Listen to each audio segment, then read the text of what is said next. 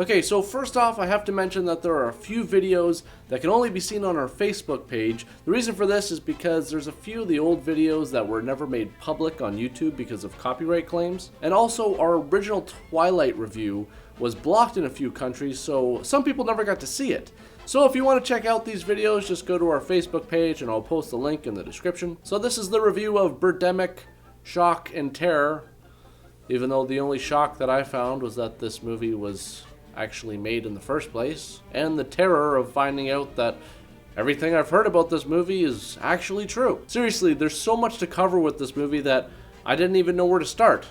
I pretty much just sat at my laptop staring at the screen for 5 minutes trying to figure out where to begin. It's actually a movie you really have to see to believe, just because of how it manages to fail at pretty much every element in the filmmaking process, from directing, writing, acting, camera operation, editing, and of course sound. And I'm being completely honest when I say this is probably the worst pacing that I've ever seen in a movie. Shots go on forever, scenes run way too long, and honestly I wouldn't be surprised that if this movie was properly edited, if the runtime turned out to be around the 30 to 40 minute mark. Also, there's this running message throughout the movie about global warming and taking care of the planet, which is fine.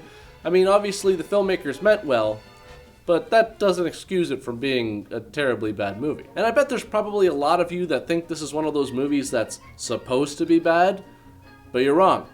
It's not. The director actually took himself very seriously during the production of this film. So the movie starts off with our main character, Rod, driving, the shots of which last quite long, and this is just something you're gonna have to get used to if you actually sit down and watch this movie. Throughout the film, there's a number of shots that last incredibly long for no real reason. You know your movie is in trouble when the opening credits sequence shot isn't even level and the dashboard of the car is covering half of the frame. So Rod goes to this diner, and here's where we really get introduced to the sound of this movie. Hi.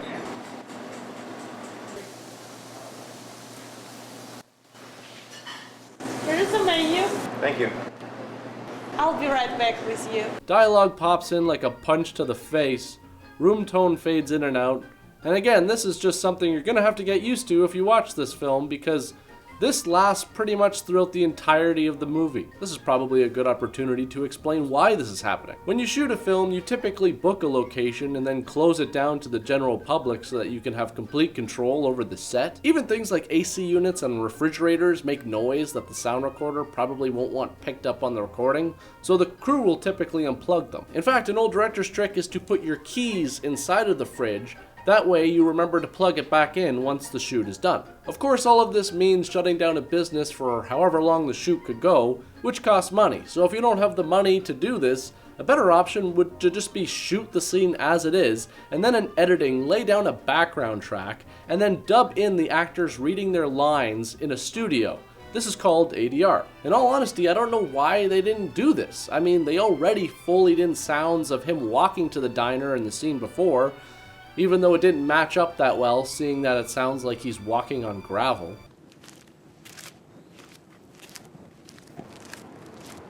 So Rod sees this beautiful girl at the diner, and then he just proceeds to stare at her for an incredibly awkward amount of time.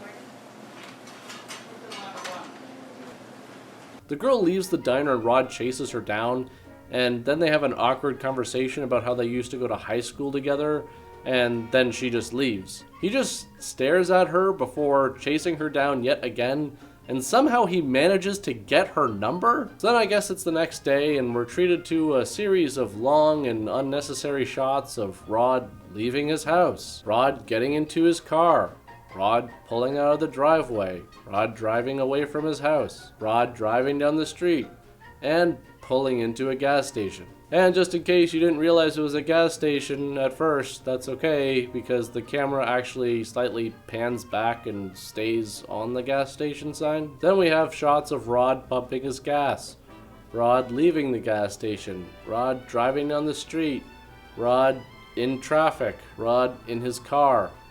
Rod still in traffic. And once again, Rod driving down the street and into the parking lot of this building, which is obviously important because the camera holds on it for a really long time. Then we see Rod getting out of his car.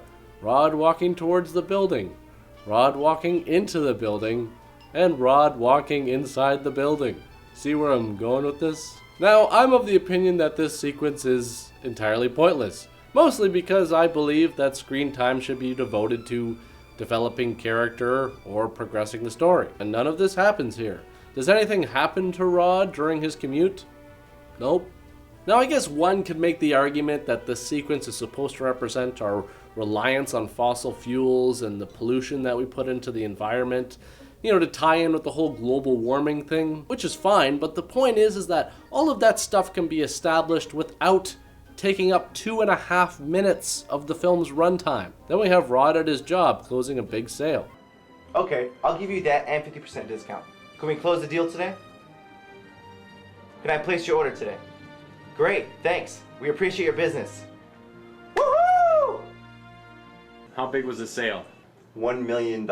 So wait, Rod said that during the sales call he was going to give them a discount of 50%. So the sale could have been $2 million? He gave them a discount of $1 million? Then while playing some basketball with his buddy, Rod starts complaining about how hot it is, which is fine, but hey Rod, just a thought, maybe you wouldn't be so warm if you weren't wearing 2 shirts? So he sets up a date with Natalie to go to this Vietnamese restaurant, and inside we have this pan that's completely unnecessary. Seriously, you've already established the location. You don't need this. I understand you want to show the nice mural on the wall, but nobody cares. Just cut to this, you're fine. And if you think I'm crazy, then here, I'm just gonna show you how long this is. Panning. Panning.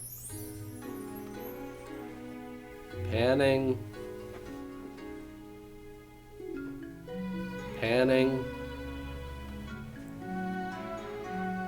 Holding. Still holding.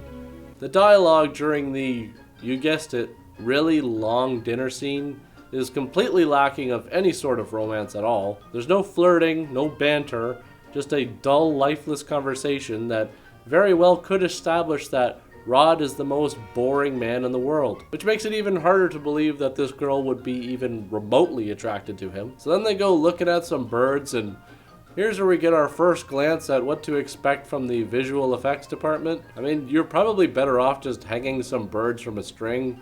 This looks like some kind of GIF animation. Hey, by the way, have you guys ever heard of ImaginePeace.com? Well, you will after you watch this movie, whether you like it or not, because it's pretty much impossible to avoid. So the startup company that Rod works for gets bought out for $1 billion. And because of Rod's stock option, this apparently makes him a multi-millionaire. Everyone's really excited, but it turns out to be staggered excitement because of the terrible editing.